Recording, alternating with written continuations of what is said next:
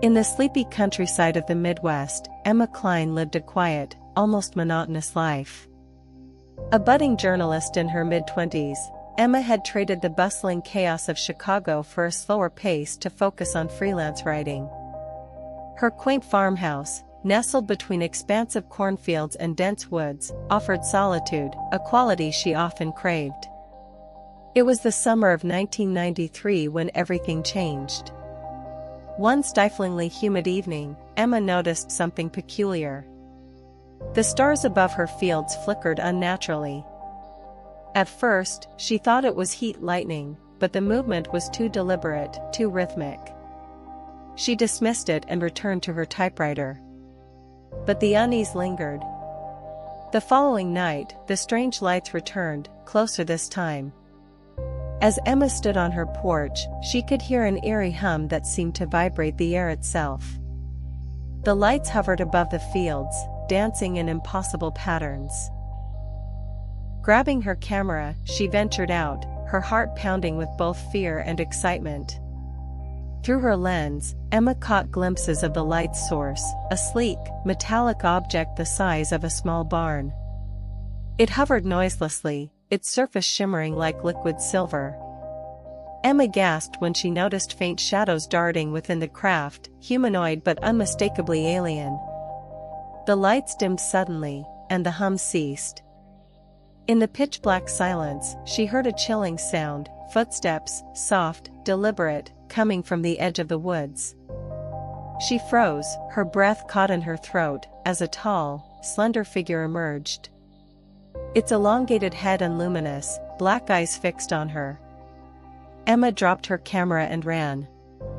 For weeks, Emma's life spiraled into paranoia. Every night, the lights returned. She barricaded her doors and windows, slept with a flashlight and a kitchen knife, and documented every encounter in a journal. Her friends dismissed her stories as stress-induced delusions, and the local sheriff's polite but patronizing concern only deepened her isolation. Then one night, the lights didn't come. Nor did they the next night, or the one after. Relieved yet disoriented, Emma began to convince herself she had imagined it all. She decided to write an article about the hysteria surrounding UFO sightings, using her own experience as the spine of the story. A year passed. Emma's article gained traction, propelling her career forward. She moved back to Chicago, eager to leave the countryside and its haunting memories behind. But the further she distanced herself, the more the memories gnawed at her. In 1995, Emma returned to the countryside for closure. Armed with recording equipment and a firm resolve, she sought to document the phenomenon one last time. The farmhouse had long since been sold, so she camped in the cornfields where the encounters had occurred. For 3 days, nothing happened. No lights. No hum. Just the gentle rustling of corn stalks in the summer breeze. On the 4th night, however, her equipment malfunctioned. Her cameras glitched, and her tape recorder emitted a high-pitched screech. Then the hum returned. Emma's flashlight flickered out as the lights descended. This time, the craft was closer, almost tangible. Shadows appeared again, slithering from the craft's underside. Emma stood her ground, desperate to capture undeniable proof. When the figures emerged, they surrounded her. Their presence exuded an unnatural cold. She tried to scream, but no sound escaped. One of them stepped forward, its gaze locking with hers. For the first time, Emma felt its thoughts invade her mind. The images it showed her were unbearable, scenes of her life, her fears, her secrets, all twisted and manipulated, as though the creature were rewriting her memories. Weeks later, Emma returned to Chicago, but she was no longer herself. Her writing, once incisive and passionate, now veered into dark, unhinged territory. She claimed she had met the beings and that they had told her terrible truths about humanity's future. Her friends found her stories disturbing, but the worst was yet to come. In her final article, Emma described a revelation: the aliens had not visited Earth to study humans but to assimilate them. She believed they had started with her, planting a seed that would grow into something monstrous. Days after the article's publication, Emma disappeared without a trace. Her farmhouse, sold again and again, stood abandoned, rumored to be cursed. Locals claimed that on some nights, lights could still be seen hovering above the cornfields. And if you ventured too close, you'd hear Emma's voice, warning you to stay away, or luring you in.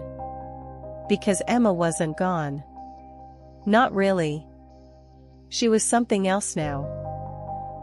The stories surrounding Emma Klein and her old farmhouse became a rural legend, a ghost story told around campfires by teenagers daring each other to visit the abandoned property. But to those who lived nearby, it was no tale. People whispered about the strange phenomena, the disappearances, and the eerie sightings of Emma's figure in the fields. A decade later, in 2003, a group of college students from a nearby town decided to investigate. They were aspiring paranormal investigators with a cheap camcorder and a fascination for the unexplained. They dismissed the warnings from the locals as superstitions and rumors, eager to prove themselves. They arrived at the farmhouse just before sunset, their car crunching over the gravel driveway. The building loomed before them, its paint peeling, windows shattered, and the front door hanging slightly ajar. The air was unnaturally still. Creepy, but not exactly alien, one of them joked, trying to mask his unease. The group set up their equipment and began exploring.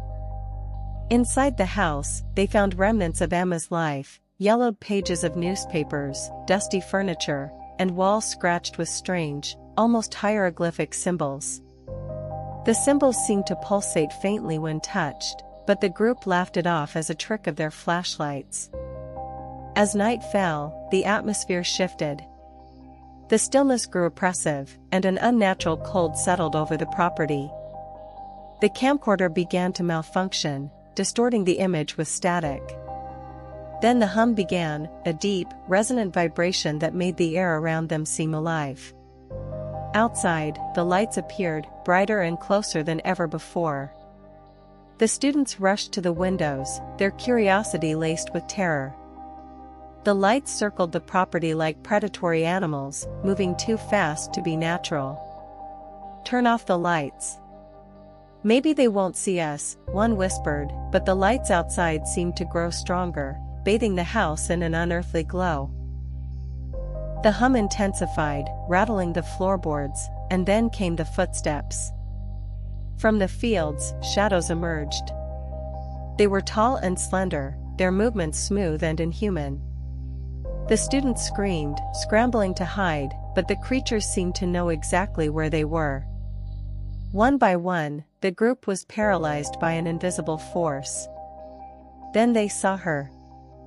Emma stepped into the room, her face illuminated by the pulsating lights outside. Her once soft features were gaunt and pale, her eyes pools of blackness that seemed to pull at the edges of reality. She smiled, but it was not a human expression, it was too wide, too empty. "They've been waiting," she said, her voice layered with an echo that didn't belong to her. "And you brought them exactly what they need." The creatures descended upon the students, but they didn't kill them. Instead, they began to whisper in a language no human could understand. The students screamed and convulsed as their bodies were overtaken, their forms twisting into something unrecognizable. By dawn, the house was empty again. The equipment, the car, and the students were all gone. All that remained were the symbols on the walls, now glowing faintly, as if alive. Over the next few years, the disappearances escalated. Farmers, hikers, and even a passing truck driver were reported missing near the old Klein farmhouse. Those who dared venture close enough swore they could see Emma, standing in the field, her dark eyes unblinking, watching. The farmhouse itself became a beacon. The lights in the sky spread, appearing in nearby towns and cities. And those who claimed to have survived the encounters began speaking of something far worse than abductions. "They're not here to invade," a survivor muttered from a psychiatric hospital, his eyes distant. "They've already won. They don't need to destroy us. They just take." The farmhouse stood as a silent witness to it all, a gateway to something beyond comprehension. And Emma, or whatever she had become, remained its keeper, patiently waiting for more to wander into her trap. Because the creatures didn't hunt. They didn't need to. Humans would always come to them, drawn by curiosity, arrogance, or fear. And every time someone disappeared, the hum in the fields grew louder, the lights brighter. The stars above were no longer just watching. They were here.